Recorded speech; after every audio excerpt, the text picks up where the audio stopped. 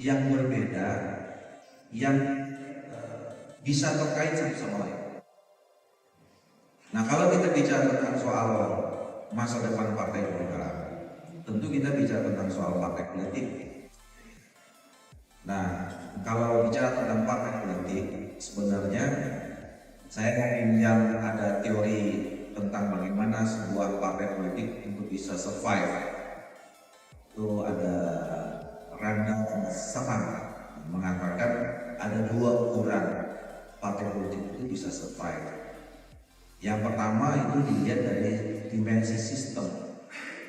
Dimensi sistem itu bagaimana sebuah partai politik itu bisa punya koneksi dengan lingkungannya, ya, dan kemudian menunjukkan eksistensinya.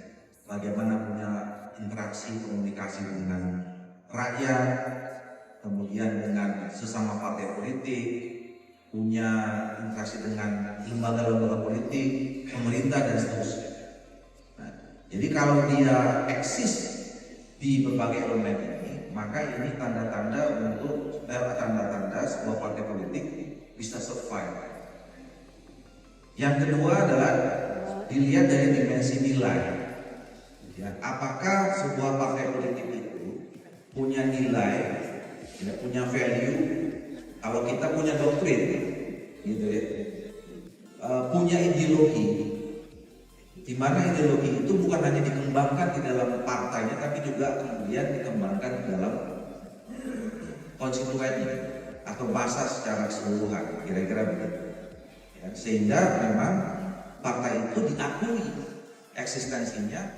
Yang kedua, tema kali ini sebetulnya ya biasalah kalau anak muda, terus kemudian sekarang kan Habib punya darah segar, banyak aktivis-aktivis masuk ya, dari segala latar belakang organisasi. Jadi kalau dibuat diskusi temanya berat-berat, ya, masa depan Partai Golkar dan sistem pemilu di Indonesia. Ini dua topik, ya. Kalau kuliah ini 3 semester ya Pak. Kalau dua ini, undang-undang pun kalau bicara dari mewakili tema ini ada 4 undang-undang yang harus kita selesaikan. Ya, undang-undang partai politik, undang-undang tentang pemilu, undang-undang pilkada, ya, undang-undang tentang penyelenggaraan dan seterusnya. Jadi agak susah kita mencari rumusan kalimat untuk menjelaskan ini semua dalam waktu mungkin paling lama setengah jam. Itu udah terlalu lama. Syukur kita punya Mbak Uwi tadi sudah runut, sudah buat tulisan dan seterusnya. Jadi kawan-kawan sekalian, ya saya berupaya membicarakan dua hal. Yang ketiga adalah dimensi kemandirian, ya, dimensi kemandirian, dimensi otoritas.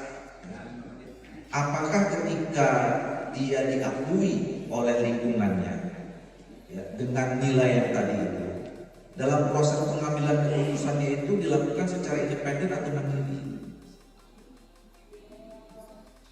Jadi sebenarnya partai politik itu dilahirkan untuk menunjukkan sikap politik tertentu yang bisa sama dengan sikap partai politik, sikap politik lembaga lain, partai politik yang lain, yang sama-sama diperjuangkan. Tapi bukan berarti sikap politik itu ada muncul dipengaruhi oleh kekuatan lain. Nah, kalau misalnya itu terjadi, maka itu dipertanyakan dimensi otoritatifnya. Nah, yang ketiga adalah dimensi organisatoris. Sejauh mana sebuah partai politik itu dikelola dengan manajemen modern yang mengupdate perkembangan situasi, sekaligus juga bicara tentang bagaimana menjaga kesinambungan partai ini melalui proses kaderisasi. Nah, ini sebetulnya kan poin dimensi yang keempat ini sebetulnya yang saya kira heavy dari diskusi kita pada sore hari ini.